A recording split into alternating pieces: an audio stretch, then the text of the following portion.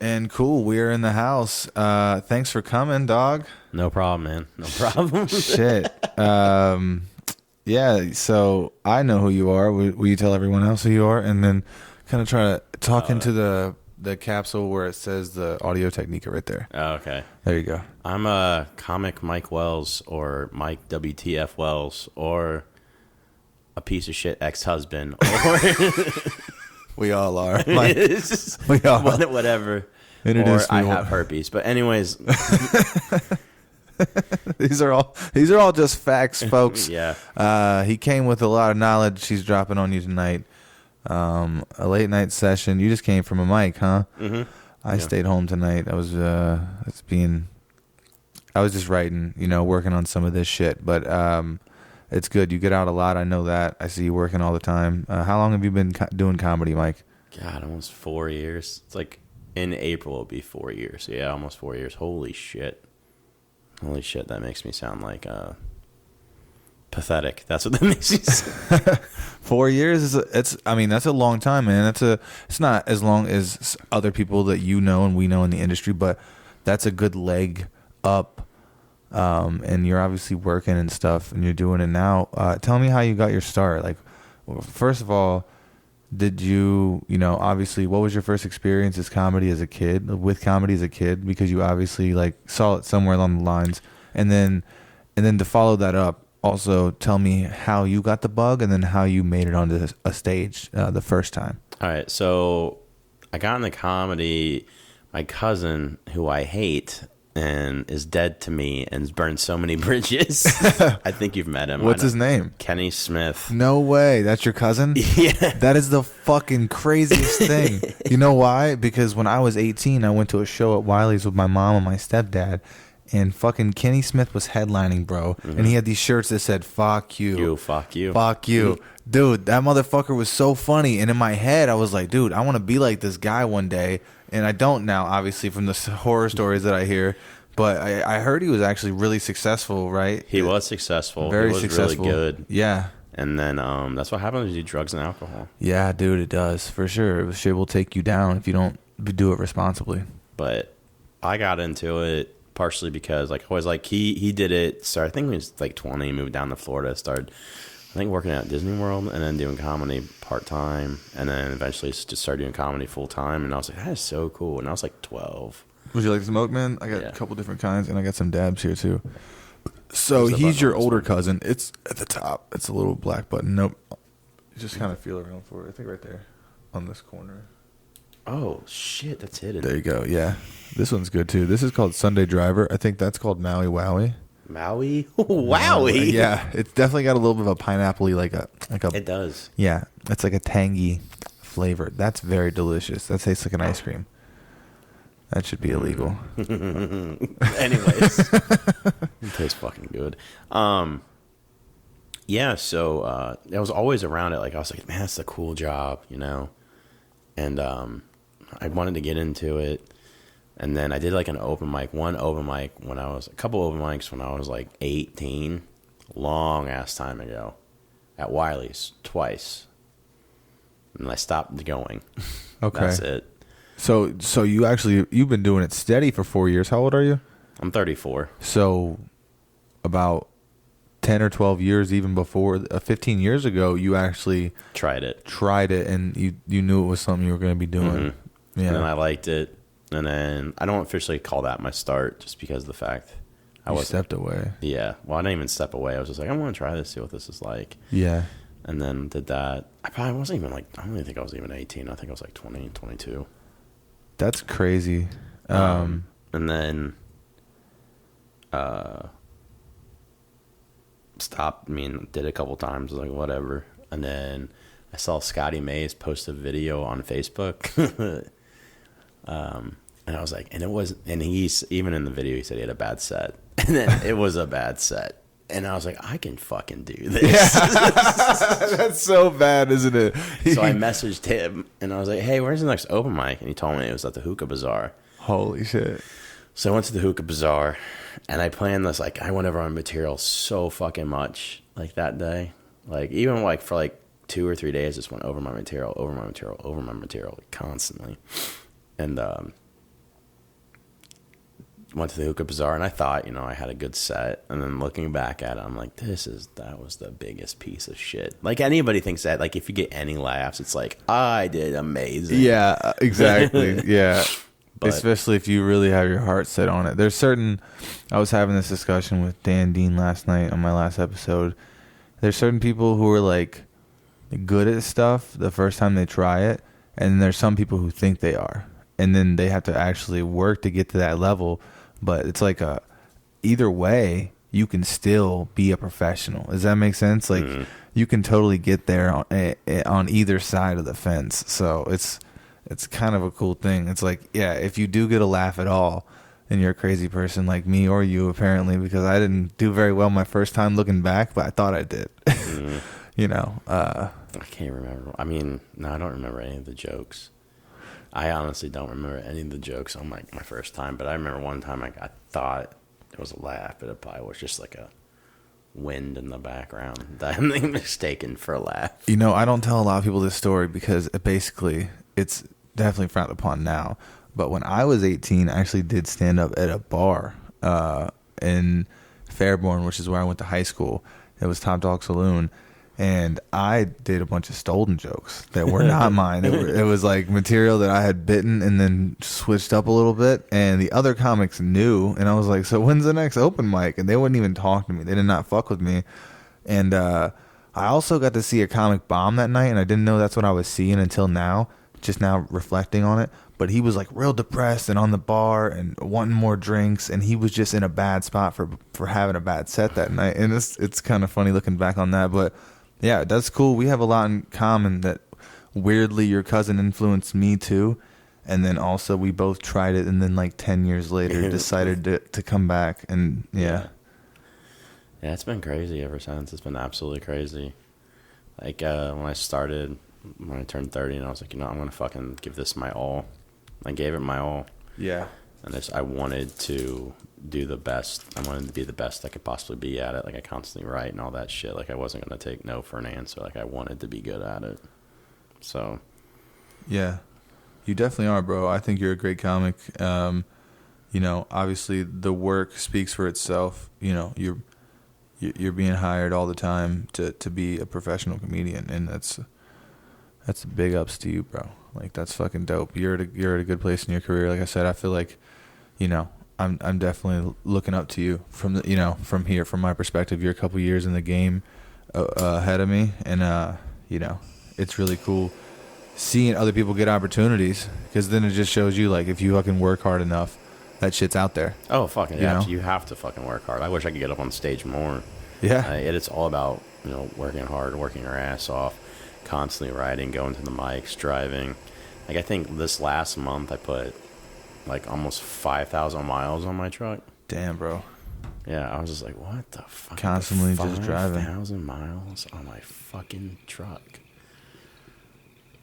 But that's a very soothing sound. Yeah, would you like to dab? Oh no, I'm good. Okay.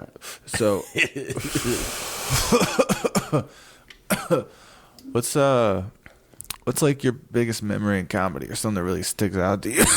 Like good or bad? Like something that kept you in the game, or even something that might have knocked you out but you kind of pulled through?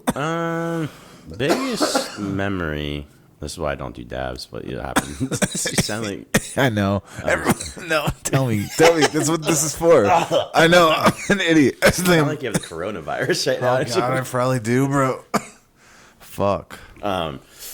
Biggest memory. One of my favorite memories was my first hosting weekend with Michael Malone and Rich Reagan's. Malone was headlining, and a comic comes in with edibles. Last show, and so I fucking do a part of an edible. I think I ate the whole cookie, actually. I don't know how many milligrams was in anything like that, but in the middle of my set, it hit me. Oh fuck! And like I will always remember this. How long were you doing? 10? I was in 15. 15. You were doing you were opening for. Yeah, I was hosting. I was supposed to do 15. I think I did 15, but all I remember in the middle of my set, I was just like, "Fuck." I'm super high right now. Like, Oh, that's what I shit. said into the microphone. Followed by weed jokes or no? I just fuck. I'm super high right now. It hit me. And I hear Michael Malone. Hit me. Yeah.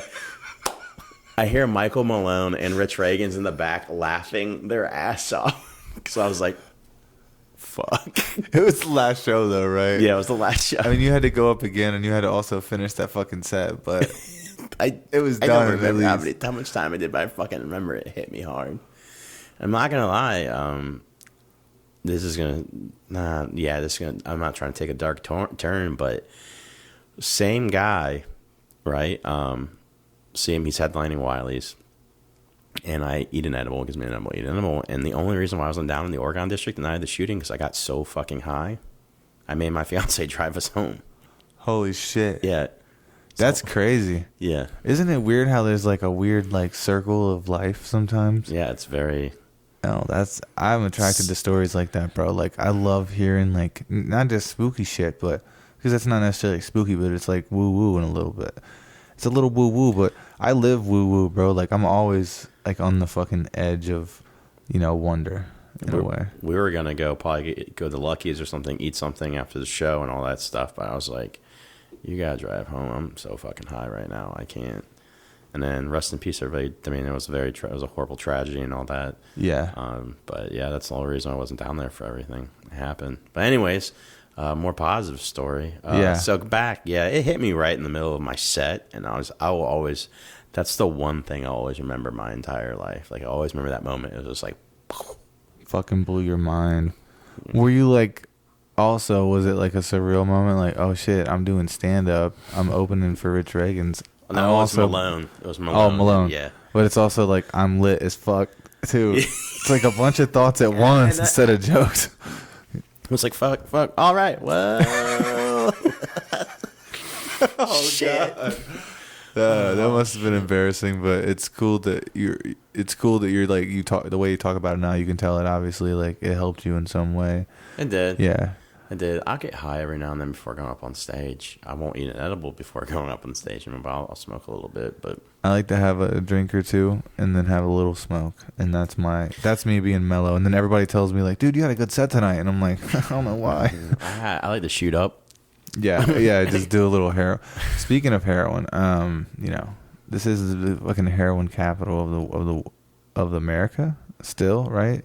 Yeah, I don't know. Is it the overdose I don't know what statistic it falls in. It was the overdose capital for heroin in a really long time, which is... That's terrible, bro. We come from a really fucking a weird place where drug activity is rampant. So I feel like talking about things like marijuana prohibition this is like... this is the right place, bro. This is the fucking ground zero for drug abuse. Pretty much. So like why not start with something light like weed? Yeah. Not saying go to heroin eventually. I don't know. I don't even think weed's a a gateway commercial drug. This is right now. Like, people view as a gateway drug. I think fucking a gateway Alcohol and drug. cigarettes. I think alcohol is more of a gateway drug too. Me too. Even cigarettes, bro. Whenever because I used to smoke for years and then I quit. But whenever I do smoke and drink, I'm even more susceptible to want to just keep partying and shit. It's like when you do multiple substances at once, and then it just gets you riled up, bro. You know what I mean? Next thing you know, you got a bunch of 18-year-old girls with ecstasy, and they're like, "Come party on our bus." Well, whatever. For me, it's more like it's more like I got a bunch of like my dick in my hand, and fucking jerking off to 18-year-old girls. Yeah. You're like, I'm gonna build an Amish barn later tomorrow. I can't stay out late. When I get high, I just relax. Although I love fucking when I'm high. Yeah.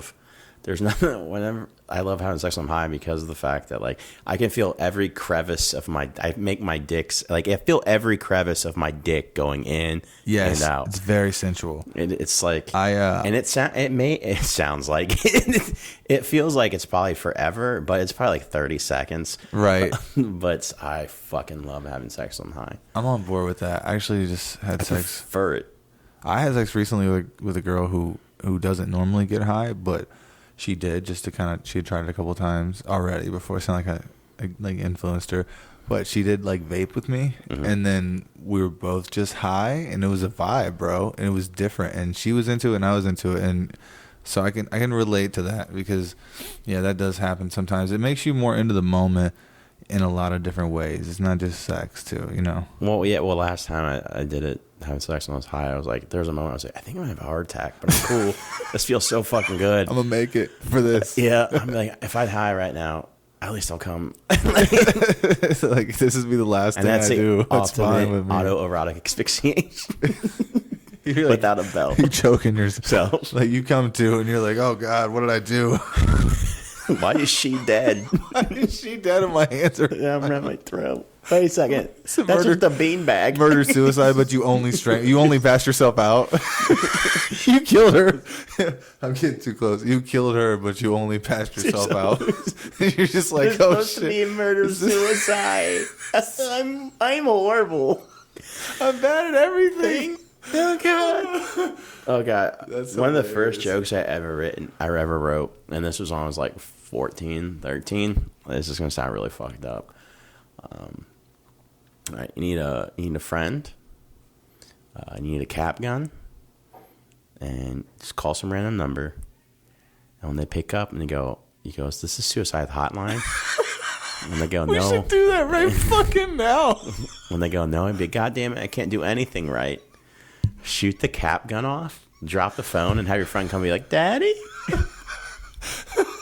I can already see where your sick mind was going with this. I was like 13 or 14 I when I love wrote this. that. Yo, dude, I love this. That's a good skit in general. That'd be a good Instagram skit. We could do that together. They'll also probably get you arrested. No, not if you do it on Insta and you don't really call Yeah, that's the true. suicide hotline. You just call your friend or like your girlfriend. We have them do it like and make it a real skit. That's hilarious, bro. That's something where you would want to watch that over and over and be like, you know what I mean? Like what the like trying to figure out what you were thinking, you know what I mean? I was. Do you remember Instagram used to be able to like take a video and then take your thumb off, and then like an hour later or even 30 seconds later, once you like changed your outfit or did whatever, you could just make another clip and then make another clip. You used to be able to do that, and now it has to like record continuously. No, I did not know that. Yeah. I didn't get big in the Instagram probably till like a year ago. Like really big in the Instagram. Yeah. I didn't even know what the fuck I was doing on it. Do you know those like it was popping for a while where people would make like small videos and it would just be them jumping back and forth?